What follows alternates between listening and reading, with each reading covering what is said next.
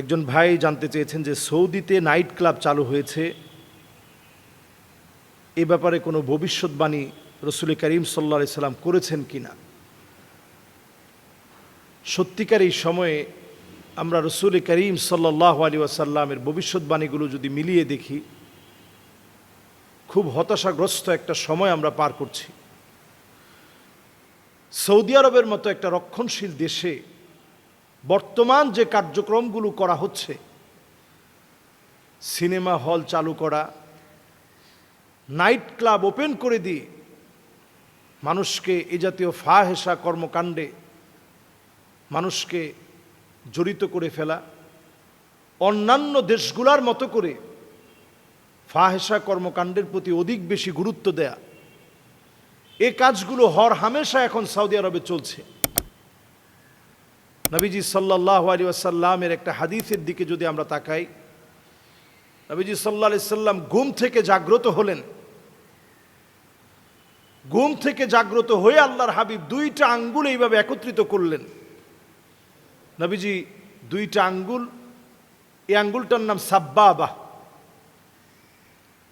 এই সাব্বাবা আর এই বিনসার, দুইটা আঙ্গুলকে একত্রিত করে নবী আলাইহিস সালাতু ওয়াস সালাম বলছেন, ওয়াইলুন লিল আরব, ওয়াইলুন লিল আরব, ওয়াইলুন লিল আরব। ধ্বংস আরবের জন্যে, ধ্বংস আরবের জন্যে, ধ্বংস আরবের জন্যে। তিনবার নবী আলাইহিস সালাতু ওয়াস সালাম কথাটা বললেন। উম্মে সালামা রাদিয়াল্লাহু তাআলা আনহা তিনি বললেন, ইয়া রাসূলুল্লাহ, আমরাও কি ধ্বংস হয়ে যাব? ওয়া ফীনা সালিহুন, আমাদের মধ্যে কত কত নেককার, কত কত দিনদার মানুষ আছে, আমরা কি ধ্বংস হয়ে যাব? নবীজি সাল্লাল্লাহু আলাইহি সাল্লাম বড় পরিতাপ নিয়ে বললেন, ইদা কাসুরাল খাবাস, পাপাচার যখন তোমাদের মধ্যে বেড়ে যাবে তখন তোমরা ধ্বংস হয়ে যাবে। এবং সেই সময় নবীজি সাল্লাল্লাহু আলাইহি সাল্লাম দেখালেন, এই যে দুইটা আঙ্গুল একত্রিত করেছিলেন, নবীজি দেখালেন ইয়াজুজ মাজুজের প্রাচীরের ভিতরে এমন একটা ছিদ্র হয়ে গেছে। এই দুইটা আঙ্গুলকে একত্রিত করে নবীজি দেখালেন এত বড় ছিদ্র হয়ে গেছে। তাহলে চিন্তা করেন, 1445 বছর আগে প্রাচীরের ভিতরে যদি এত বড় ছিদ্র হয়ে যায়, আজকের এই বর্তমান সময়ে 2024 সালে এসে এই সময়ে ছিদ্রটা কত বড় হয়ে গেছে। আমাদের ভিতরে নাইট ক্লাব সহ পাপাচারের যে রমরমা অবস্থা এখন চলছে, 3.5 কোটি মানুষের বসবাস যে সৌদি আরবে, সিনেমার টিকিট বিক্রি হয়েছে 1.5 কোটির উপরে মানুষ সিনেমা দেখেছে টিকিট কেটে। যে মানুষগুলো জুব্বা পরা অথবা হিজাব অবস্থায় যে মানুষগুলো গিয়েছে,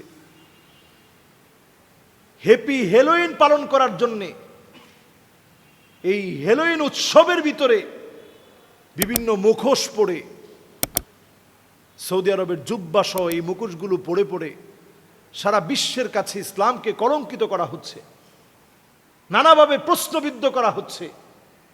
নতুন করে এর ভিতরে সংযোজন হলো নাইট ক্লাবের মতো রিয়াদের ভিতরে।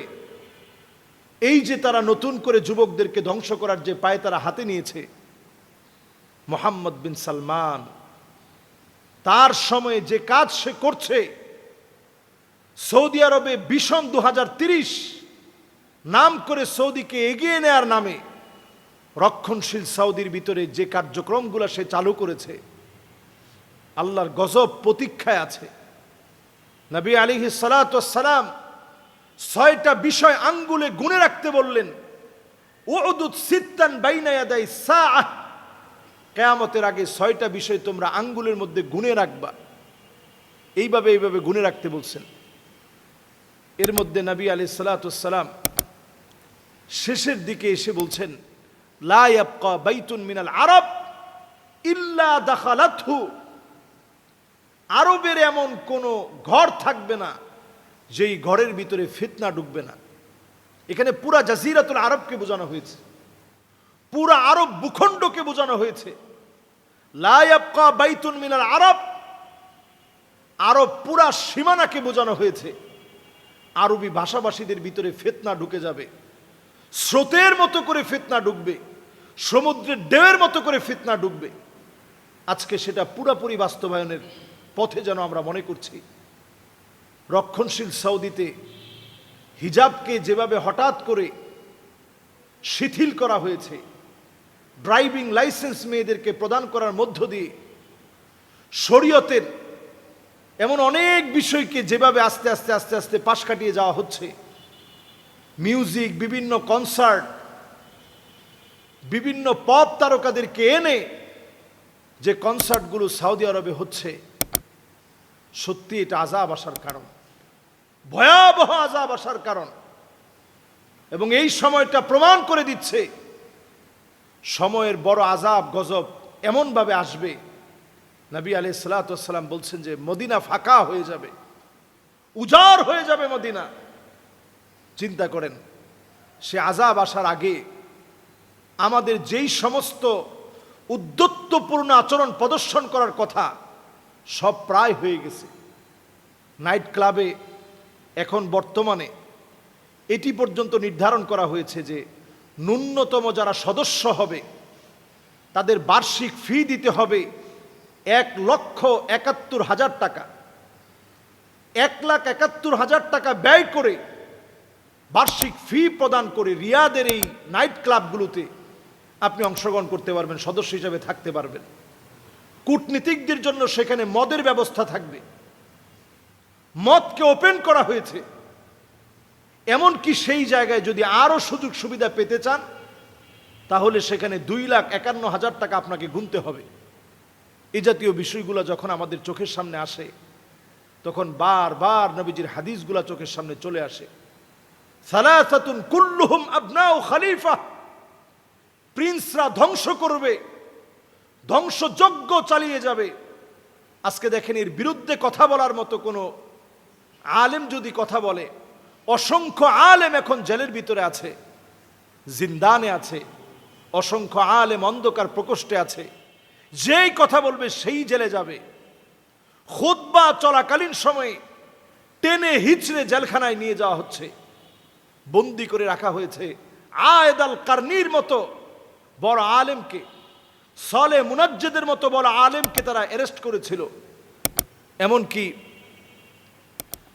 আমরা বড় বড় আলেমদের কথা জানি যাদেরকে অন্ধকার প্রকোষ্ঠে রাখা হয়েছে। যত আলেমের উপরে জুলম হবে এতে করে হক কথা থেমে থাকবে না। আল্লাহর গজব আরো বেশি, আল্লাহর গজব আরো বেশি দাবিত হবে। আমরা এই সময়ে এসে নিজেদের ঈমান আমলকে হেফাজত করে আমাদের এই দেশগুলার প্রতি যত্নবান হতে হবে, দোয়ায় অন্তত শামিল রাখতে হবে। যার যেখান থেকে যতটুকুন প্রচেষ্টা আছে চেষ্টা চালিয়ে যেতে হবে।